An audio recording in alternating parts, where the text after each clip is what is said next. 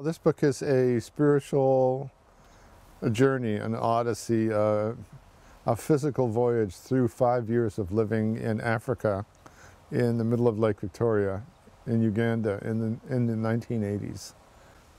Me as a white man living in the sea of black people over 5 years to try to build a clinic, a school, and an Orthodox church.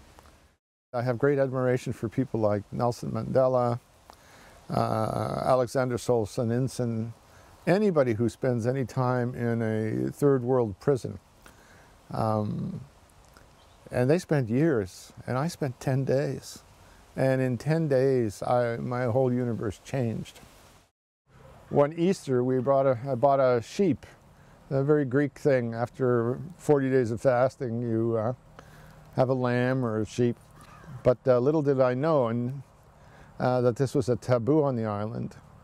So we ended up with 100 very angry islanders with weapons. One of them had a gun.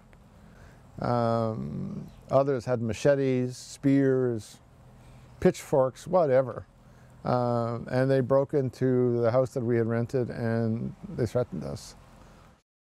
All the times going across Lake Victoria in the middle of terrible storms, 7, 8, 9, 10-foot waves, with wounded people or people who needed surgery or the sick and dying that I couldn't deal with in my little clinic. That took a lot of courage to stand at roadblocks and face up to, drunk and heavily armed soldiers took courage. I had just finished reading Alexander Solzhenitsyn's a Nobel Prize-winning Russian author, his book, The Gulag Archipelago. And in the last few pages it says, when they come to arrest you, take nothing with you, for anything you take, even a pencil, can be used, I'm paraphrasing, can be used against you. And I had just closed the book.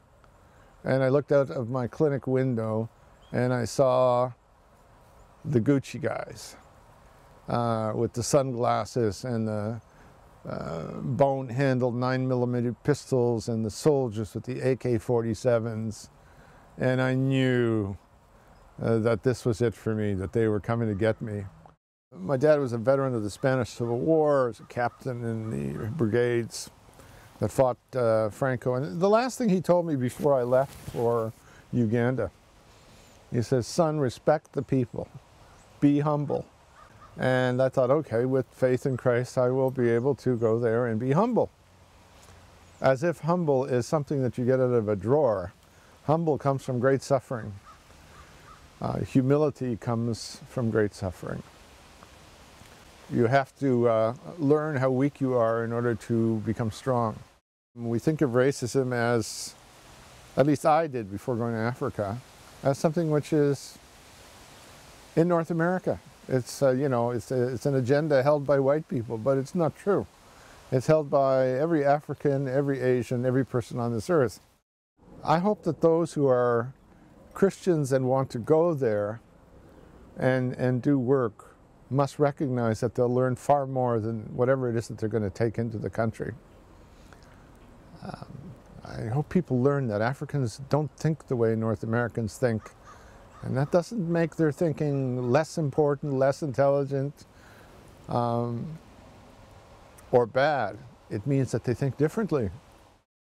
I hope they'll understand that there aren't fairy tales about people and tribes, and there are no magic solutions to, one of the world's largest continents, and that Africa is not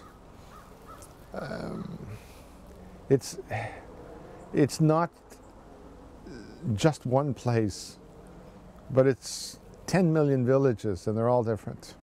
Every emotion that I could experience in life came out during the rereading and rewriting of that book. And now I've read that book 20 times. Tears on the Equator.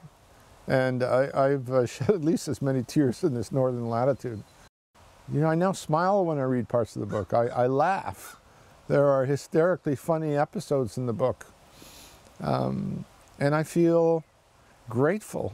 I wouldn't use the word proud. I don't like that word very much, but I feel grateful. And when my kids, when two of my two daughters went to Africa at different times, they were absolutely blown away by what they saw, what we did. I had never intended to leave that island. I intended to stay there till the end of my days. It wasn't meant to be.